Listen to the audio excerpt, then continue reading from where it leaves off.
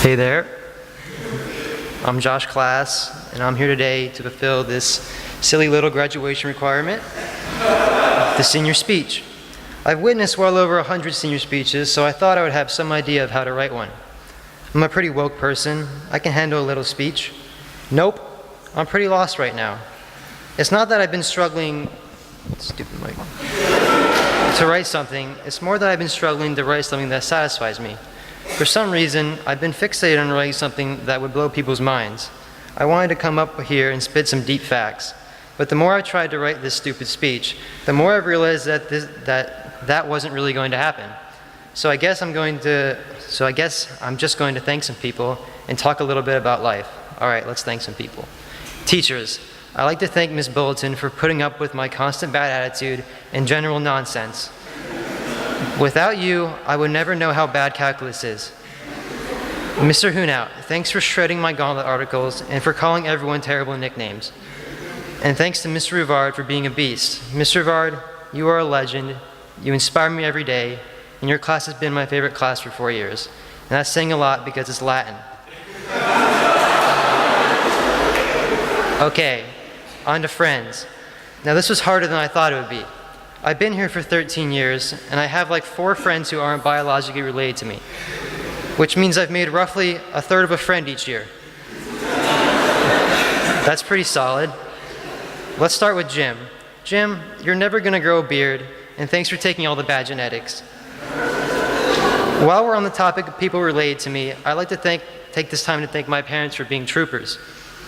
It must have been bad going from 1 child to 3 children in 5 minutes. And then having Annie. But we're a blessing, not a curse.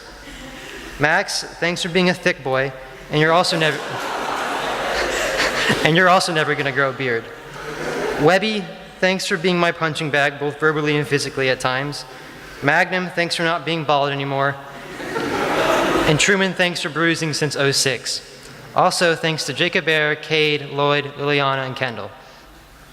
So I know what you're thinking right now. What's an average day of life for Josh Class like? I awaken from sweet dreams into a Monday morning. I think about all the work I didn't do last night and how I'm going to do all of it in my first period study hall. I sit in 40 minutes of Palmetto traffic on my way to school. Then I go to school. How can I describe such a wonderful establishment? I wish I didn't have to pre-order chicken nuggets, but for the most part, it's aight. After school, I go to soccer, where I occasionally have profane outbursts in front of my coach's 7-year-old son. I run a lot of laps during practice.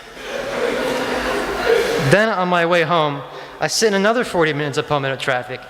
This time I think about throwing myself out of my car.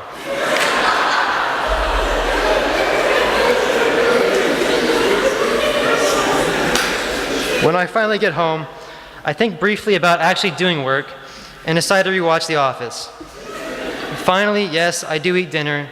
You don't get this swole without calories. And thus my day concludes.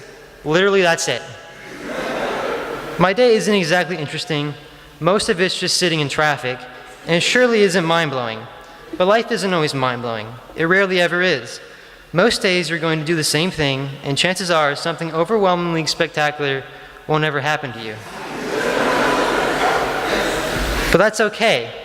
If I have any advice for you, it's to appreciate the imperfect truisms of life. You're going to disappoint people. People are going to disappoint you. There will be beautifully spontaneous moments. There will be painfully lonely moments. You'll succeed over and over again, and you'll fail over and over again. Things may seem one way and be an entirely different way. Whatever it is that life throws at you, learn to appreciate it. Appreciating and sometimes laughing at the underwhelming parody of life will make you a better, stronger, happier person. Thanks. Peace out.